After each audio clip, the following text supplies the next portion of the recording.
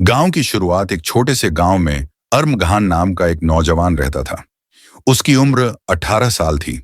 गांव बहुत साधारण था। कच्ची गलियां, मिट्टी के घर, खेतों में फैली हरियाली और दूर पहाड़ियों से बहकर आने वाली एक छोटी नदी। गांव वाले सुबह सूरज निकलने से पहले ही खेतों की ओर निकल जाते। लेकिन अर्मगान की आदतें अलग थीं। सुबह देर तक सोना, मोबाइल पर घंटों गेम और वीडियो देखना, दोस्तों के साथ गली गली घूमना, बेकार की बातें करना, यही उसकी दिनचर्या थी। गांव के लोग कहते, इतना जवान लड़का और इतनी आलसी आदतें, ये आगे जाकर क्या करेगा। लेकिन अर्मगान को किसी की परवाह नहीं थी। पिता की मेहनत, उसके पिता किसान थे। सुबह अंधेरा रहते ही उठते, हल और बैलों के साथ खेत की ओर जाते, कड़ी धूप में मिट्टी जोतते, पसीना बहाते और शाम को थके हारे घर लौटते। कभी कभी वे अर्मगान को बुलाकर कहते, बेटा देख, खेत का हर पल कीमती है।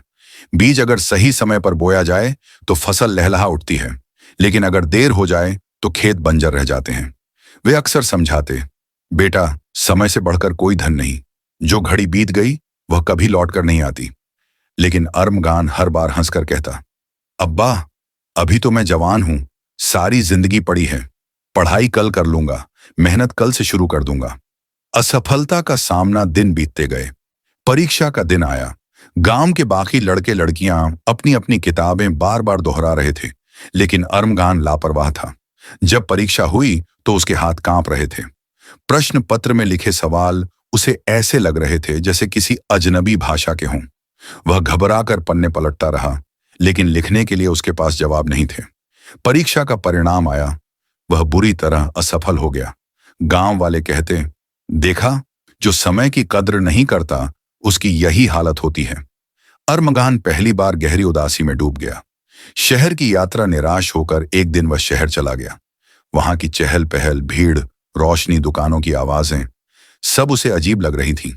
थोड़ी देर भटकने के बाद वह एक पुराने बरगद के पेड़ के नीचे बैठ गया। वहां एक बुजुर्ग बैठे थे।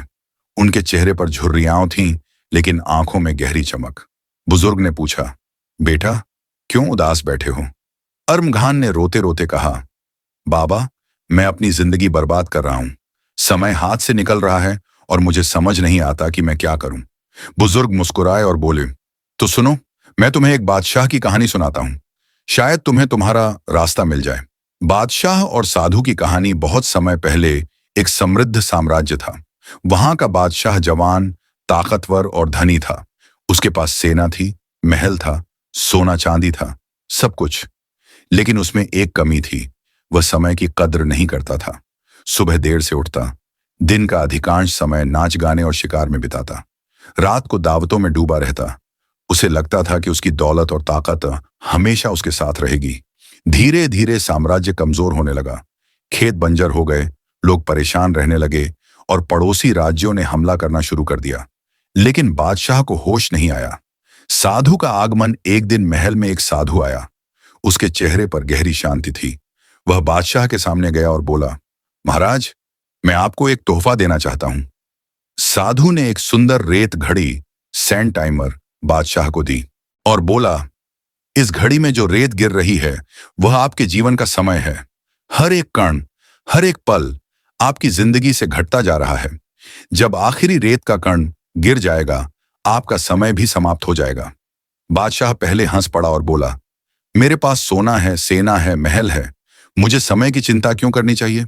साधु ने शांत स्वर में कहा, महाराज सोना खो जाए तो फिर मिल सकता है, सेना हार जाए तो फिर बनाई जा सकती है, लेकिन एक बार समय निकल गया तो वह कभी वापस नहीं आता। अगर आप समय को व्यर्थ करते रहेंगे तो आपका साम्राज्य, आपकी ताकत और आपकी जिंदगी सब कुछ नष्ट हो जाएगा। बादशाह का परिवर्तन। इन शब्दों ने बादशाह को झकझोर दिया। वह रात भर जागता रहा। उसके मन में साधु की बातें गूंजती रहीं। वह सोचने लगा, सचमुच मैं तो समय बर्बाद कर रहा हूं। अगली सुबह उसने अपनी आदतें बदल दी। वह सूर्योदय से पहले उठने लगा, राज्य के कामों पर ध्यान देने लगा, सैनिकों को संगठित किया, खेतों को फिर से उपजाऊ बनाया, गरीबों की मदद करने लगा। कुछ ही सालों में उसका राज्य फिर से मजबूत और समृद्ध हो गया। लोग उसे सम्मान देने लगे और वह जान गया कि उसका सबसे बड़ा धन है समय। अर्मगान की आंखें खुलीं। बुजुर्ग ने कहानी खत्म करके कहा, बेटा, सोचो, अगर एक राजा समय की कद्र न करने पर अपना साम्राज्य खो सकता है, तो एक आम इंसान तो बिना समय के और भी जल्दी सब कुछ खो देगा। ये शब्द अर्मगान के दिल पर गहरे उतर गए। उसके चेहरे पर उदासी छा गई और आंखों में नमी आ गई। वह कांपते स्वर में बोला, बाबा, मैं समझ गया। अब मैं एक पल भी बेकार नहीं गंवाऊंगा। नया अर्मघान उस दिन से उसकी जिंदगी बदल गई। वह सुबह जल्दी उठने लगा, पढ़ाई और मेहनत पर ध्यान देने लगा, अपने पिता की खेती में भी हाथ बंटाने लगा। धीरे धीरे उसकी पहचान बदल गई। गांव वाले जो पहले उसे आलसी कहते थे, अब कहते, देखो, यही है मेहनत और समय की कद्र का असर। अर्मघान गांव का सबसे मेहनती और कामयाब नौजवान बन गया। कहानी का सबक, समय से बड़ी कोई संपत्ति नहीं। पैसा, ताकत, शान सब मिल सकता है, लेकिन समय जो एक बार निकल गया वह कभी लौट कर नहीं आता। जिसने समय की कद्र सीखी उसने जिंदगी जीत ली।